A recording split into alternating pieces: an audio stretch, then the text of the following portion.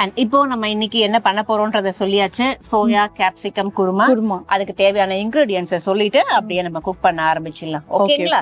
Soya, குடைமிளகாய், வெங்காயம், தக்காளி, carrot, உருளைக்கிழங்கு, பீன்ஸ், துருவிய தேங்காய், உப்பு, எண்ணெய், இஞ்சி பூண்டு விழுது, கொத்தமல்லி, கருவேப்பிலை, முந்திரி, மிளகாய்த்தூள், மல்லித்தூள், ஜீரகம், கடுகு, பச்சை மிளகாய், பச்சை பட்டாணி, பட்டை, கிராம்பு, பிரிஞ்சி இலை, ஏலக்காய், கடற்பாசி. இப்போ என்னென்ன தேவையான பொருட்கள் அப்படிங்கறத பார்த்தாச்சு. பொருட்கள் எல்லாமே இருக்கு. காய்கறி கடையில, மளிகை கடையில என்னென்ன இருக்குமோ அது எல்லாமே இருக்கு. சோ இப்போ ஃபர்ஸ்ட் என்ன பண்ண போறோம்? சிம் பண்ணிருக்கேன். நீங்க ஹை வேணும்னா பண்ணிக்கலாம். ஆயில் போட்டுக்கிறோம்.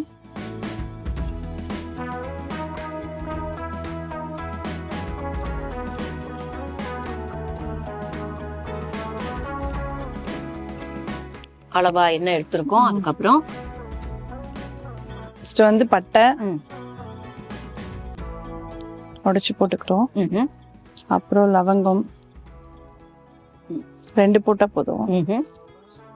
பட்டை போடுறோம். அதுக்கப்புறம் கிராம்பு தேவையான அளவு, அந்த இலை, பே லீஃப், அப்புறம் வந்து இது ஏலக்காய் லைட்டா இதை ஓபன் பண்ணிட்டு நசுக்கி போடுவாங்க. நம்ம கையால பிச்சு போடலாம். போட்டுக்கலாம். அப்புறம் வந்து இது சோம்பு. சோம்பு கொஞ்சம்,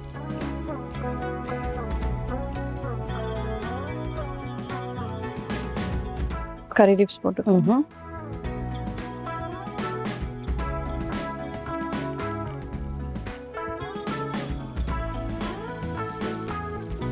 பச்சை மிளகாய் போட்டுக்கிறோம். கறி லீவ்ஸை தொடர்ந்து பச்சை மிளகாய் போடுறோம்.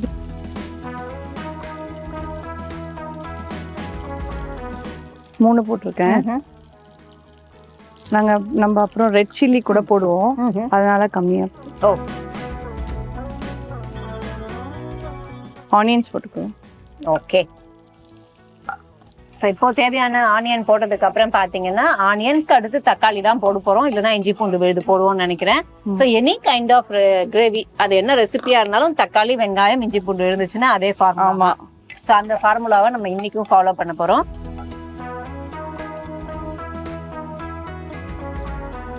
நல்லா ஃப்ரை ஆயிட்டோம்ல. ஓகே. ஸோ இப்போ வெங்காயம் வதங்கணும்னு மேம் வெயிட்டிங். அதுக்குள்ள அடுத்த இன்கிரீடியன்ட்டை கையில எடுக்கலாமா வேணாமான்னு பார்த்துட்டு இருக்காங்க. போதும், அது கொஞ்சம் அதிகமா இருந்தா நல்லா இருக்காது. ஓகே. ஸோ இஞ்சி பூண்டு விழுது தேவையான அளவுக்கு போட்டிருக்கோம். இஞ்சி பூண்டு விழுது பச்சை வாசனை போற வரைக்கும் குக் பண்ணணும் அப்படின்னு இருக்காங்க. அதுக்கப்புறம் இப்ப தக்காளி போட்டு, தக்காளி கொஞ்சமா போட்டா போதும். போதும். ஓகே. தக்காளியுமே குருமாக்கு மெயின் இன்கிரீடியன்ட் தான். ஆனா வந்து அது இருக்கணும், ஆனா நிறைய இருக்கக்கூடாது. டேஸ்ட் மாறிடும் அதிகமா போட்டா. குருமாவை பொறுத்த வரைக்கும் எந்த ஃபிளேவர் அதிகமா இருக்கணும் குருமால? அதான் கரம் மசாலா மேம், இந்த பே லீஃப் இதெல்லாம் கொஞ்சம் போடும். அது கொஞ்சம் அதிகமாவும் இருக்கக்கூடாது, கம்மியாவும் இருக்கக்கூடாது. அதிகமா இருந்தாலும் அதை சாப்பிட முடியாது, கம்மியா இருந்தாலும் அதை சாப்பிட முடியாது. ஒரு மீடியம் இதா இருந்தா நல்லா இருக்கும். ஓகே. அதே மாதிரி தேங்காய் வந்து நம்ம அரைச்சும் போட்டுக்கலாம், இல்ல அந்த மில்க்கும் நம்ம ஆட் பண்ணலாம். தேங்காய் பாலும் போட்டுக்கலாம். சில பேர் இதுலதான் தேங்காய்க்கு பதிலா தான் வந்து கொண்டக்கல்ல ஆட் பண்ணுவாங்க. கொண்டக்கல்லையோட அரைச்சு போட்டுக்கலாம். உடச்சக்கல்லையை ஆட் பண்ணுவாங்க. உடச்சக்கல்லை ரொம்ப ஈஸியர் மெத்தட் ஆஃப், அதாவது வந்து டைமே இல்ல, உடனே குருமா வேணும், பசிக்குது அப்படின்னு நம்மளே நமக்கு நினைப்போம்ல.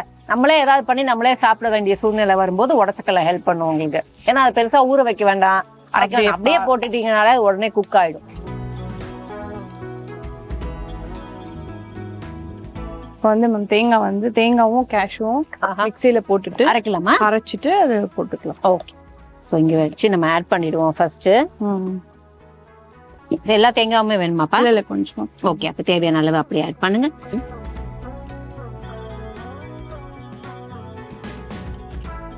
கேஷு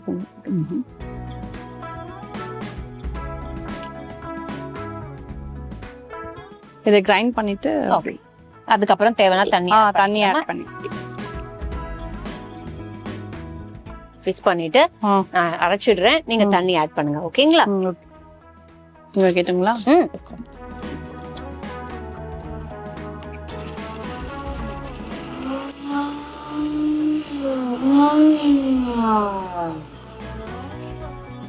அரைக்கலான்னு பார்த்தேன், ஆனா எல்லாம் போயிட்டு அந்த கார்னர்ஸ்ல நின்றுச்சு. கொஞ்சம் தண்ணி ஊத்தினாதான் நம்ம அரைக்க முடியும்.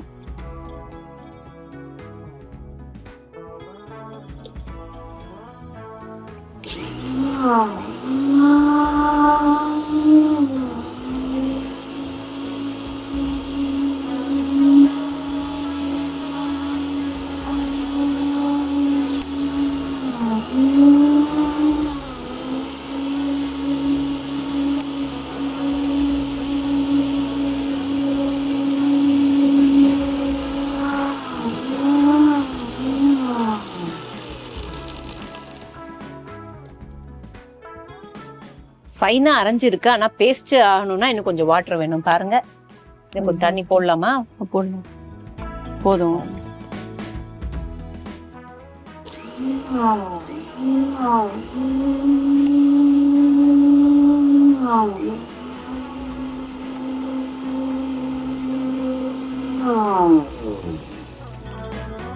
செக் பண்ணலாம்.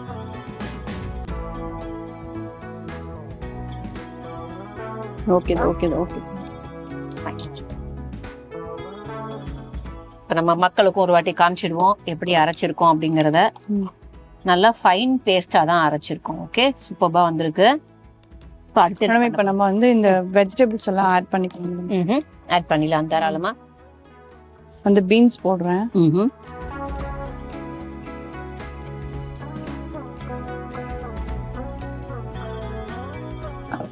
எடுத்து வச்சிருந்த பீன்ஸ் ஆட் பண்ணியாச்சு. Carrot, okay. அப்புறம் வந்து பட்டாணி. பட்டாணியும் வந்து குருமாக்கு ஒரு ரொம்ப ரொம்ப, அது இல்ல அப்படின்னா குருமால ஒரு பெரிய குறையாவே நல்லா இருக்கும். நம்ம இது potato. Okay.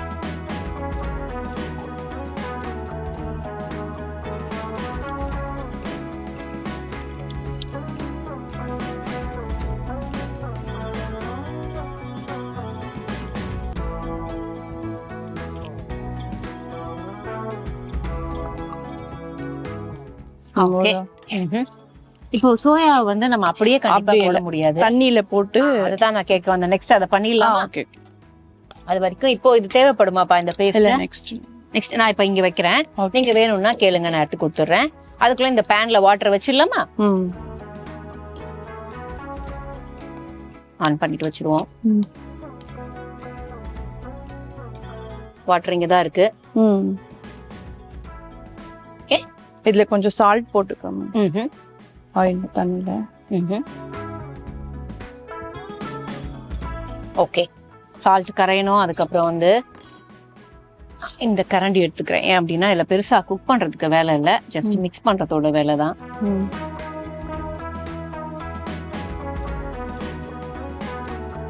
Okay,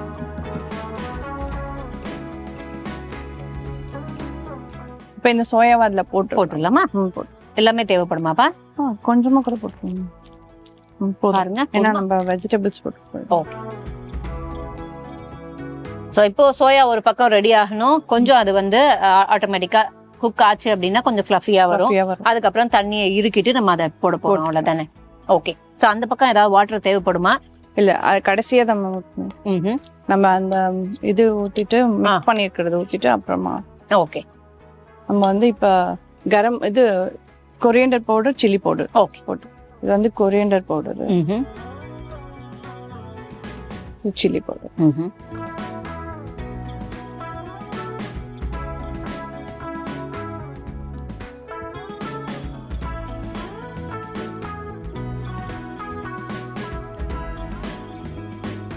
okay. So காரம் கொஞ்சம் எவ்வளவு தேவையோ அது போட்டு அவ்வளவு ஆட் பண்ணிருக்கோம். ஃபைன். இதுக்கப்புறம் ஆட் பண்ண வேண்டியது வந்து நமக்கு எல்லாமே ஆட் பண்ணி இந்த அரைச்ச விழுத போட்டோம்னா தண்ணி ஊத்தி அதை நல்லா நமக்கு கொதி வரணும். அதுக்கப்புறம் இதை ஃபைனலா தான் ஆட் பண்ணுவோமா சோயா? ஆமா, கடைசி. அப்புறம் நம்ம கேப்சிகம் போடணும். கேப்சிகம் போட்டுக்கிறேன். ஓகே. குடமிளகா பேர் வச்சிருந்தோம், குடமிளகா.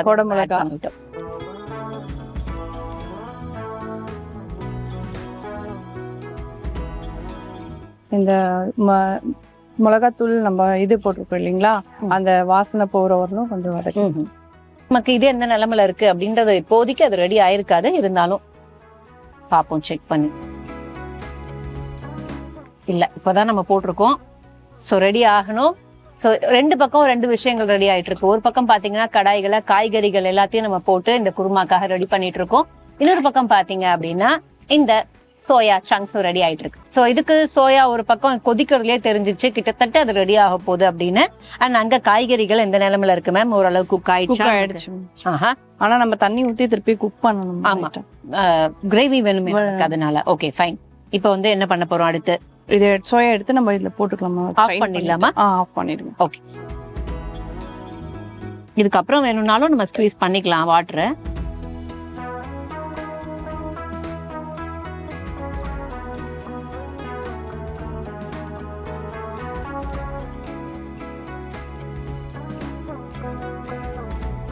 ஸோ ஒரு வழியா வந்து சோயாக்கான குக்கிங் வேலையை நம்ம முடிச்சிட்டோம். அதுல எனக்கு ரொம்ப சந்தோஷம். ஏன் அப்படின்னா சோயாவை போட்டோம் அப்படின்னா உடனே நமக்கு குருமா ஈஸியா கிடைச்சிடும் அப்படிங்கறதுனால.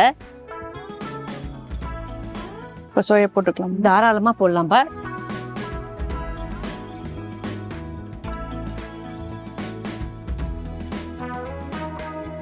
நல்லா மிக்ஸ் பண்ணி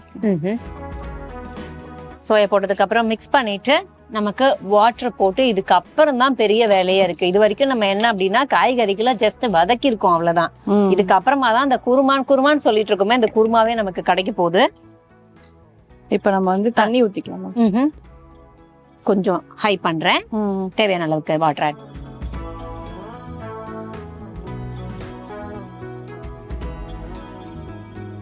ஓகே, உப்பு மட்டும் போட்டுக்கலாம்.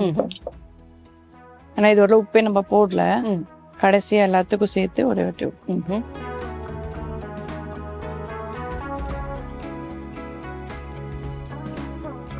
பார்த்துட்டு திருப்பி வேணா போட்டுக்கலாம். ஓகே,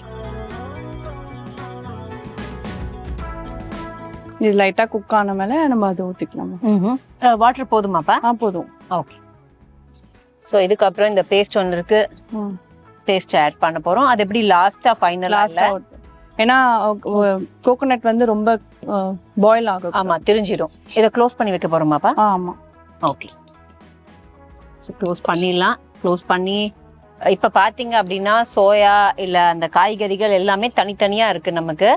அது ஓரளவுக்கு குக் ஆயிட்டு அதுக்கப்புறம் இந்த பேஸ்ட் ஆட் பண்ணி குருமாவா இறக்க போறோம். அவ்வளவுதான் வேலை நினைக்கிறேன் இல்லையா? ஸோ அனதர் ஒரு 5-10 மினிட்ஸ் கண்டிப்பா ஒர்க் இருக்கு. ஏன் அப்படின்னா அது கொதிக்கணும், அது தானா கொதிச்சு நமக்கு வரணும் அப்படிங்கிறதுக்காக. So let's wait. ஸோ இப்போ நம்ம குக் ஆகணும்னு வெயிட் பண்ணிட்டு இருந்தோம். அதுக்கப்புறம் இந்த கிரேவி அதில் ஆட் பண்ண வேண்டியிருக்கும். நம்ம ஓப்பன் பண்ணி பார்க்கலாமா? ஸோ ஓப்பன் பண்ணாலே இந்த பாதி குருமாவோட நமக்கு ஃப்ளேவர் வரணும், வர ஆரம்பிச்சிருச்சு.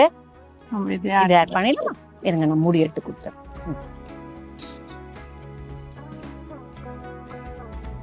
லைட்டா இல்ல தண்ணி ஊற்றி, தண்ணி அந்த பக்கம் இருக்கு ஜக்ல.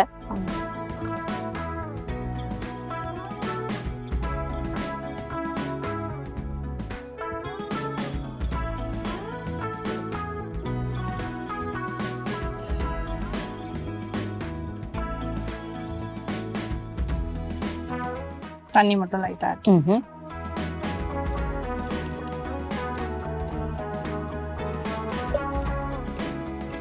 இப்போ வந்து கொஞ்சம் லைட்டா கொதிச்ச மேல நம்ம வந்து கொத்தமல்லி தூவி இறக்கிட்டு சர்வ் பண்ணிக்கலாம். நல்லா. Okay fine.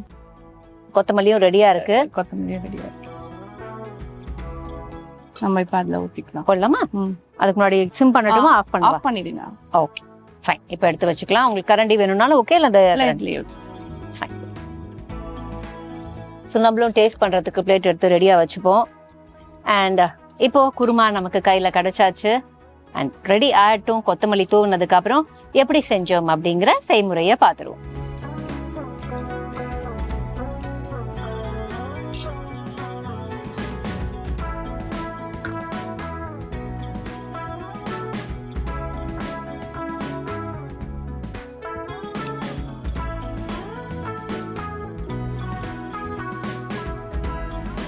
ஃபைன்.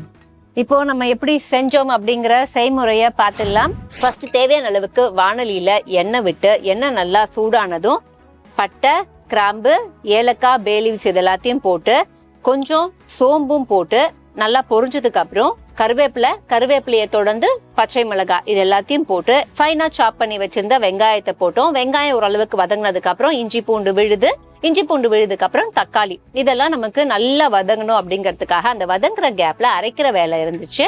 ஸோ அரைக்கிறதுக்கு தேவையான அளவுக்கு தேங்காய் துருவினதை எடுத்துக்கிட்டு அதுக்கப்புறம் தேவையான அளவுக்கு கேஷ்யூ எடுத்துக்கிட்டு நல்லா தண்ணி ஊற்றி ஃபைனா பிளெண்ட் பண்ணிக்கணும். பிளெண்ட் பண்ணி வச்சதுக்கு அப்புறம் பீன்ஸ், அதுக்கப்புறம் பட்டாணி, கேரட், கேப்சிகம், உருளைக்கிழங்கு இது எல்லாத்தையும் போட்டு இதெல்லாம் ஃபைனா சால்ட் ஆகிட்டே இருக்கும்போது அடுத்து நமக்கு மீல் மேக்கரை ரெடி பண்ற வேலை இருந்துச்சு. ஸோ ஒரு பேன்லயோ இல்ல விசில்லையோ தேவையான அளவுக்கு தண்ணி விட்டு தண்ணி நல்லா கொதிச்சதுக்கு அப்புறம் லைட்டா பிஞ்ச் ஆஃப் சால்ட் போட்டுட்டு தேவையான மீல் மேக்கர் அதுல போட்டு வேக வச்சுட்டு அது வெந்ததுக்கு அப்புறம் என்ன பண்றோம்னா தனியா எடுத்து வச்சுக்கணும். அதுக்குள்ள இந்த காய்கறிகள்லாம் ஓரளவுக்கு வதங்கி இருக்கும். அதுல நம்ம பவுடர்ஸ் ஆட் பண்ணணும். என்னென்ன அப்படின்னா ஃபர்ஸ்ட் தேவையான அளவுக்கு உப்பு ஏதாவது சரி பார்த்துட்டு அதுக்கப்புறம் மல்லித்தூள், மிளகாய் தூள் இது எல்லாத்தையும் ஆட் பண்ணிட்டு நல்லா ஃபைனா சால்ட் பண்ணிட்டு அதுக்கப்புறம் நம்ம ரெடி பண்ணி வச்சிருந்த சோயா சங்க்ஸ் அதுல போட்டுட்டு தேவையான அளவுக்கு தண்ணியும் விட்டுட்டு உப்பு சரி பார்த்ததுக்கு அப்புறம் நம்ம அரைச்சி வச்சிருக்கோம்ல அந்த விழுதை ஆட் பண்ணிட்டு குக் பண்ணிட்டு கொத்தமல்லி, கருவேப்பிலை அண்ட் உங்களுக்கு என்னென்ன கார்னிஷ் பண்ணணுமோ பண்ணி இறக்கிட்டீங்க அப்படின்னா அதுதான் இன்னைக்கு நாங்க செஞ்ச சோயா கேப்சிகம் குருமா.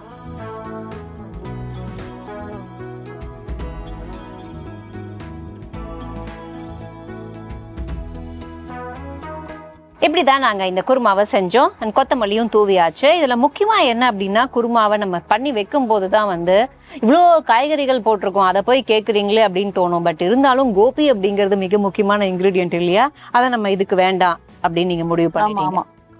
ஓகே, அதுக்கு பதிலாக தான் நம்ம மீல் மேக்கர்லாம் போட்டிருக்கேன்லம்மா, அப்புறம் என்ன கோபி அப்படிம்பாங்க. Okay fine. ஸோ இப்போ குருமாவை டேஸ்ட் பண்ணிடலாம் எப்படி இருக்கு அப்படிங்கிறத பார்த்துடலாம். கண்டிப்பா பட்டாணியோட தான் எடுக்கணும், அதுதான் முக்கியம். அண்ட் கொஞ்சம் கிரேவி. ஓகே,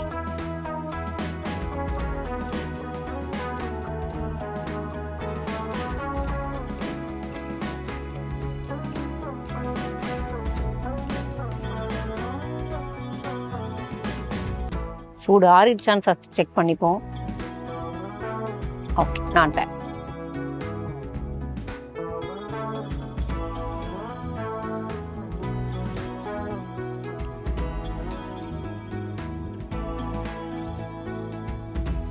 ஸோ ஓவராலாக பார்த்தீங்க அப்படின்னா ரொம்ப டேஸ்டான ஒரு குருமா கிடைச்சிருக்கு நமக்கு. சூப்பராக இருக்குமா?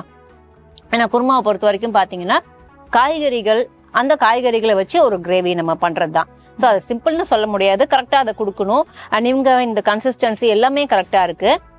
அண்ட் என்னை பொறுத்த வரைக்கும் என்ன அப்படின்னா ஒரு காய்கறியை தனித்தனியா சாப்பிட்றதே நமக்கு ரொம்ப கஷ்டமா இருக்கும். ஆமா, ஸோ அதனால இன்னொன்னு வெஜிடேரியன்ஸ்க்கு பாத்தீங்க அப்படின்னா டாக்டர் இல்ல யாரை நீங்க கேளுங்களேன், போயிட்டு நீங்க ஒரு ஃபிட்னஸ்க்கு போனாலும் சரி, ஸ்கூலுக்கு போனாலும் சரி, இப்படி குழந்தைங்களுக்குலாம் ஸ்கூல்லேயே கொடுத்துடுறாங்க இப்பெல்லாம் டைம் டேபிள். நமக்குலாம் ஹோம்ஒர்க் மட்டும் தான் கொடுப்பாங்க. இப்பெல்லாம் அவங்களுக்கு இந்த நாளுக்கு இந்த வெஜிடபிள் நீங்க கொடுத்து அனுப்புங்க அப்படிங்கறதுல இருந்து ஆரம்பிச்சிட்டாங்க. ஸோ எப்படியாவது அந்த காய்கறிகள் பாத்தீங்கன்னா கிட்டத்தட்ட அளவுன்னு எடுத்துக்கிட்டீங்கன்னா ஒருத்தருக்கு ஒரு நாளைக்கு ஒரு 1/4 கிலோ கீரை அட்லீஸ்ட் நீங்க எடுத்துக்கணும் அப்படிம்பாங்க. நம்ம அப்படி எடுத்துக்கிறோமா? ஒரு கப்பு கீரை எடுத்துக்கிறோம், இல்ல ஒரு வாய் கீரை சாப்பிட்டுட்டு நான் ஹெல்த்தியா சாப்பிட்டேன் அப்படின்னு நினைக்கிறோம். பட் அது இல்ல உண்மை. ஸோ காய்கறிகள் பாத்தீங்கன்னா இது ஒரு கப் எடுத்தோம் அப்படின்னா இதுல ஒரு 2 கப்பாவது ஒரு மனுஷன் சாப்பிடணும் பீங்க வெஜிடேரியன் அப்படிங்கறதுனால. ஸோ அப்படியே குருமா ஒரு பெஸ்ட் ரெசிபி வெஜிடேரியன்ஸ்க்கு ஹெல்த்தியா சாப்பிட்றதுக்கு. ஸோ இன்னைக்கு நாங்க இதை பண்ணியிருக்கோம். கண்டிப்பா உங்களுக்கு இந்த எபிசோட் பிடிச்சிருக்கும்னு நம்புறேன். நம்ம ஷெஃப்க்கு இது எந்த அளவுக்கு பிடிக்க போகுது அப்படிங்கறத பொறுத்து இருந்து பார்க்கலாம். அண்ட் இது இந்தியாவின் number 1 dealer Vasanth and co வழங்கும் கிச்சன் கில்லாடிகள். நாங்கள் டீம் கிச்சன் கில்லாடிகள் சைனிங் ஆஃப். நாளைக்கு சந்திப்போம் 12 மணிக்கு. Take care, by.